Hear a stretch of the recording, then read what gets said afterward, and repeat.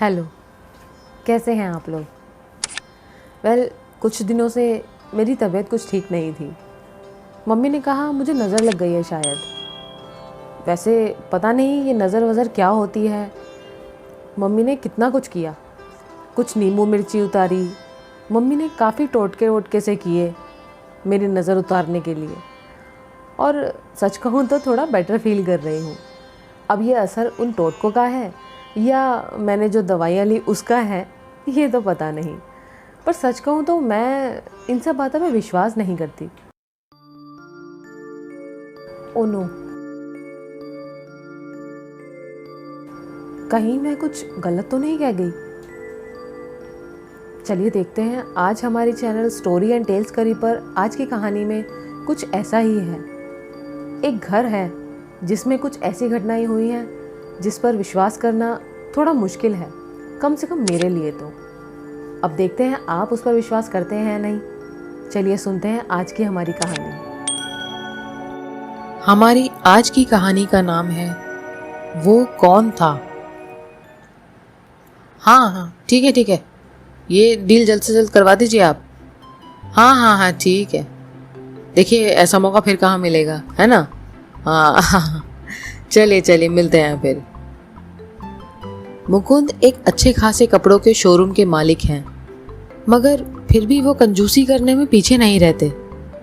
जब भी मौका मिलता पैसे बचाने का, वो अपनी भरपूर कोशिश करते। वैसे मैं बता दूं, वो रिश्ते में मेरे मौसा लगते हैं और मेरा नाम है छाया। मौसा जी ने एक घर खरीदने का सोचा। उनका पुराना घर अब उनके बच्चों को छोटा लगने लगा था। वैसे ऐसा होता है, जैसे जैसे बच्चे बड़े होते हैं वैसे वैसे उनका घर उन्हें छोटा लगने लगता है। पर मौसा जी का घर वाकई में छोटा था। मौसा मौसी और उनके 3 बच्चों के हिसाब से 2 बेडरूम फ्लैट तो काफी नहीं है ना। इधर मौसा जी ने फोन रखा और उधर मौसी की आवाज आई, चाय पियेंगे आप? बना रही हूँ।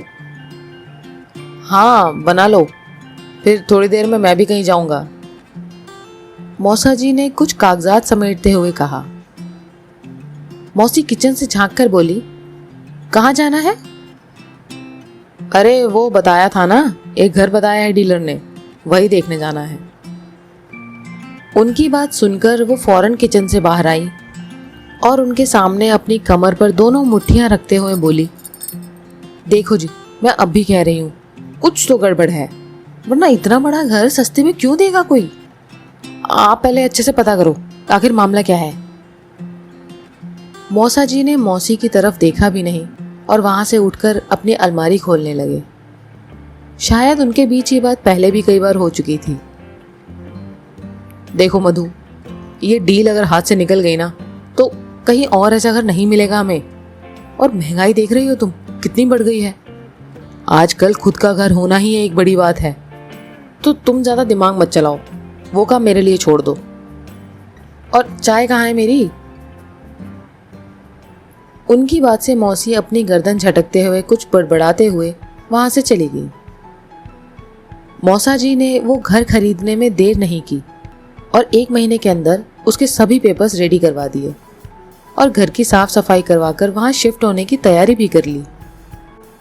उनके 3 बच्चे मोंटी, रचना और सोनू उस नए घर में शिफ्ट होने को बहुत एक्साइटेड थे। आफ्टर ऑल उन सबको अपना अपना रूम मिलने वाला था।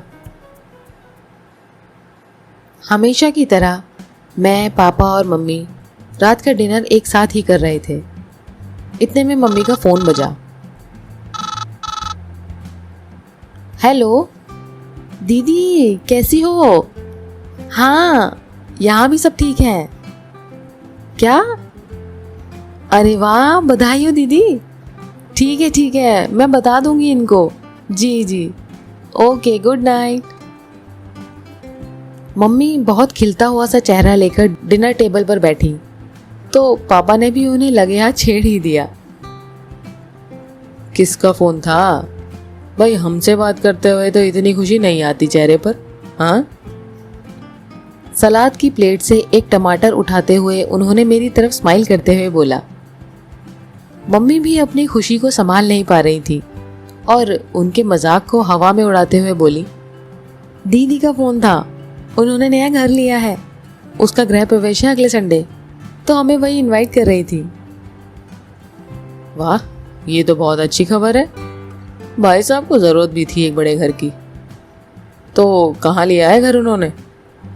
पापा ने नए घर की खुशी दिखाते हुए पूछा। इससे पहले मम्मी पापा के सवाल का जवाब देती, मैंने बीच में ही बोलना शुरू किया। हाँ पापा, वो रचना से मेरी बात हुई थी कुछ दिन पहले। वो बता रही थी उनका नया घर बहुत बड़ा है और मौसा जी को सस्ते में भी मिल गया। पापा ने मेरी तरफ झुकते हुए कान में फुसफुसाया, सस्ता तो होगा ही, तभी तो खरीदा है, वरना तेरी मम्मी के जिज्जा जी की तिजोरी खाली ना हो जाएगी। हाँ? मम्मी ने पापा की ये बात सुनी भी और उस पर उनको जवाब भी दिया। देखो जी, आप जीजा जी के बारे में ऐसे बात मत किया करो। वो कंजूस भले ही हैं मगर इंसान तो अच्छे हैं ना। अब देखो ना, अपने बच्चों के लिए उन्होंने नया घर ले लिया, वरना इतनी महंगाई में इतना बड़ा घर कौन लेता है। हाँ बाबा, पर लिया कहाँ है घर, ये तो बताओ। मम्मी ने कुछ सोचते हुए कहा, वो नया फ्लाईओवर बना है ना, उसके रास्ते में कहीं पड़ता है। शहर से थोड़ा अलग है, मगर दीदी बता रही थी बहुत शांति है वहाँ। कुछ ड्रीम हाउस करके नाम है उस घर का। घर का नाम सुनते ही पापा के हाथ का निवाला मुंह तक जाते जाते रह गया। क्या क्या बोला तुमने? Dream house? हाँ, दीदी ने तो यही नाम बताया था। पर आपको कौन सा सांप सूंघ गया?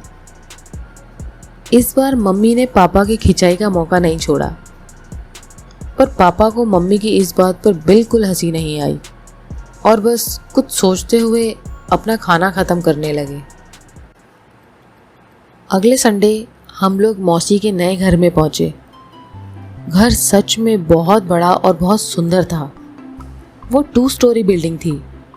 ग्राउंड फ्लोर पर 2 बड़े बड़े बेडरूम, एक ड्राइंग हॉल के साथ और एक बड़ी सी हवादार किचन, और फर्स्ट फ्लोर पर भी सेम वैसा ही नक्शा बना हुआ था, बस वहाँ किचन की जगह गेस्ट रूम बना हुआ था।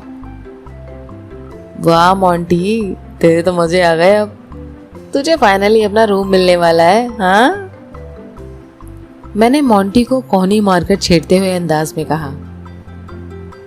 गृह प्रवेश की पूजा के लिए सब कुछ तैयार था, बस पंडित जी का इंतजार हो रहा था।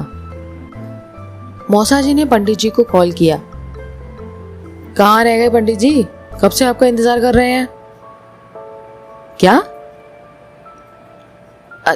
अच्छा ठीक है, आप अपना ध्यान रखिए। ठीक है। उनके चेहरे पर थोड़ा गुस्सा और थोड़ी चिंता देखकर मौसी ने धीरे से पूछा, क्या हुआ? अरे वो पंडित जी यहीं आ रहे थे तो उनका एक्सीडेंट हो गया। वैसे वो ठीक है, बस हल्की फुल्की चोट आई है उनको। ये बात सुनकर मौसी ने कहा, देखा, पहले ही अपशगुन हो गया। इस पर मौसा जी ने चिढ़कर अपने दांत दबाते हुए मौसी को जवाब दिया, मधु, अब यहां सब लोगों के बीच में शुरू मत हो जाना तुम। मौसी कुछ नहीं बोली और जाकर मेरी मम्मी से बात करने लगी। मौसा जी ने फिर कुछ सोचते हुए बोला, अरे भाई ऐसा करते हैं, हम घर के लोग मिलकर ही पूजा कर लेते हैं, क्यों, ठीक है ना? उनकी बात सुनकर सब लोग एक दूसरे को देखने लगे, मगर मेरे पापा मौसा जी के चेहरे पे आई चिंता को भांप रहे थे। वो उनके पास गए और कुछ बात करने लगे। कुछ संगीन बातें हो रही थी उन दोनों के बीच, शायद कुछ ऐसा जो वो हमसे छुपा रहे थे। घर के लोगों ने ही मिलकर गृह प्रवेश की पूजा संपन्न की। पूजा के बाद सब लोग लंच करने लगे। तभी मौसी मेरे पास आई। छाया, बेटा तूने मोंटी को देखा क्या कहीं? जब भी उस लड़के से काम होता है तभी ये गायब होता है। देख तो जरा कहाँ है वो नालायक। मौसी की बात पर हंसते हुए मैं मोंटी को ढूंढने लगी। एक तो ये घर इतना बड़ा और अजीब है ना, बाय गॉड।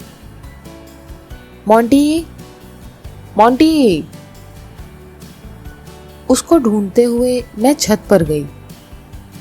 मोंटी, तू यहाँ खड़ा है और मौसी तुझे नीचे ढूंढ रही है। चल आजा नीचे। मोंटी वहीं खड़ा था, अपने हाथों को मुंडेर पर टिकाकर छत से नीचे देख रहा था। मैं फिर से उसको बोली, चलना भाई, क्या देख रहा है नीचे? तेरी गर्लफ्रेंड खड़ी है क्या? उसकी गर्लफ्रेंड के बारे में कुछ भी बोलूं तो उसे पसंद नहीं था और वो मेरे बाल खींचने के लिए मेरे पीछे भागता था। मगर अब उसने ऐसा नहीं किया। उसने अपनी गर्दन घुमाकर एक अजीब सी निगाहों से मुझे देखा। मैं आज भी उन आंखों को याद करती हूँ तो सहम जाती हूँ। वो मेरा भाई मोंटी तो बिल्कुल नहीं था। वो मुझे कुछ सेकंड देखता रहा और फिर उसके चेहरे पर एक भयानक मुस्कुराहट छा गई। भाई तू ठीक तो है ना? देख मैं नीचे जा रही हूँ, तू भी आ जा। मेरे अंदर का डर मेरे शब्दों के साथ बाहर निकल रहा था। मैं बिना ये देखे कि मोंटी मेरे पीछे आ रहा है या नहीं, सीढ़ियों से नीचे भागने लगी। सीढ़ियां खत्म होने ही वाली थी कि किसी के ऊपर आने के कदम मुझे दिखे। मोंटी, तू मुझसे पहले कैसे नीचे आया? तुझसे पहले? पागल है क्या? मैं तो कब से नीचे ही हूं। तुझे बुलाने ही ऊपर जा रहा था। चल, सब लोग खाना खा रहे हैं, तू भी खा ले। ये वाला मोंटी मेरा भाई था। फिर जिसको मैंने ऊपर देखा वो कौन था? नीचे जाकर मैंने किसी से वो बात नहीं कही और वहम समझकर मैं उसको भूलने की कोशिश करने लगी। समय के बीतने के साथ साथ मैं उस बात को भी भूलती चली गई। कुछ दिन बाद मम्मी के पास मौसी का फ़ोन आया। मम्मी ने फ़ोन रखा और कपड़ों को तह लगाते हुए बोली, मौसी बुला रही है तुझे 2 दिन के लिए। रचना याद कर रही है तुझे। ऐसा कर, सैटरडे तू चली जा, तेरे पापा तुझे छोड़ आएंगे और संडे ले आएंगे, ठीक है ना? मैं भी सेम रूटीन से बोर हो गई थी तो सोचा वीकेंड मौसी के घर ही बिता लूं। सैटरडे को पापा मुझे ड्रीम हाउस पर छोड़ने गए। मैं गाड़ी से उतरी तो पापा ने विंडो का शीशा नीचे किया और मुझे आवाज़ लगाई, छाया बेटा अपना ध्यान रखना और कुछ भी बात हो फौरन मुझे कॉल करना। इससे पहले जब भी मैं मौसी के घर रहने गई तब तो पापा ने ऐसा कुछ नहीं कहा, फिर आज क्यों? मेरे पहुंचते ही रचना बहुत खुश हुई। छाया चल आजा, तुझे मैं सबसे पहले अपना रूम दिखाती हूँ, चल चल। मैंने एक एक करके सबके रूम्स देखे और आखिर में मोंटी के रूम में गई। वहां जाकर कुछ अजीब सा डर लगा मुझे और वही घटना मुझे फिर याद आई। मोंटी अपने बेड पर कूद कर लेटा और इतराते हुए पूछा, क्यों, कैसा लगा मेरा रूम? मैंने कुछ नहीं बोला, बस स्माइल करके वहां से चली गई। थोड़ी देर बाद सब लोग चाय पीते हुए बात करने लगे। फिर सोनू मेरे पास आया और मेरे कान में बोला, दीदी एक बात कहूँ, एक मोंटी भैया यहाँ बैठे हैं और एक मोंटी भैया आपके पीछे खड़े हैं। चाय का घूंट मेरे हलक में अटक गया। मैंने बिना गर्दन घुमाए अपनी नज़रें दाएं और बाएं तरफ घुमाई। वहाँ कोई नहीं था।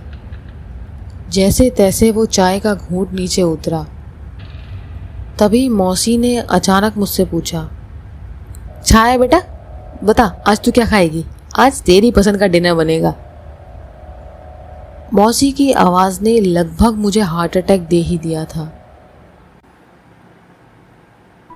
डिनर के बाद मेरे सोने का बंदोबस्त गेस्ट रूम में होने लगा, मगर मैंने रचना के साथ सोने की जिद की।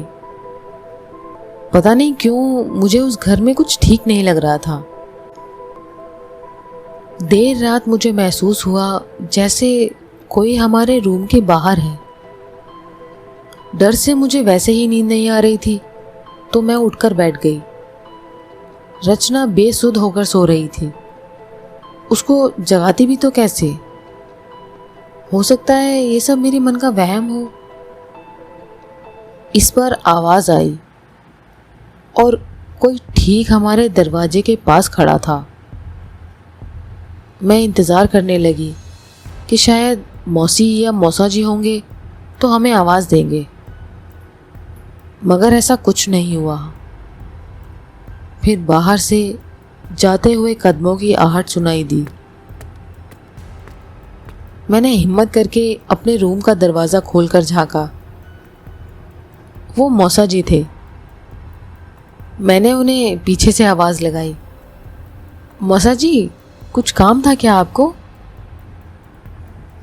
मेरी आवाज़ से वो चलते चलते रुक गए। वो पीछे मुड़े और मैंने देखा मौसा जी के शरीर पर उसी भयानक मुस्कान के साथ मोंटी का सर। उस दिन के बाद छाया ने पलटकर कभी उस घर को नहीं देखा और कुछ ही महीनों में परिवार के सभी लोगों ने वहाँ किसी के होने की घटनाएं सुनाई। आपको क्या लगता है वो कौन था? क्या आपके साथ भी कभी ऐसी कोई घटना हुई है जिन पर विश्वास करना मुश्किल है? आपको ये मेरी कहानी कैसी लगी मुझे कमेंट करके कमेंट सेक्शन में बताइए।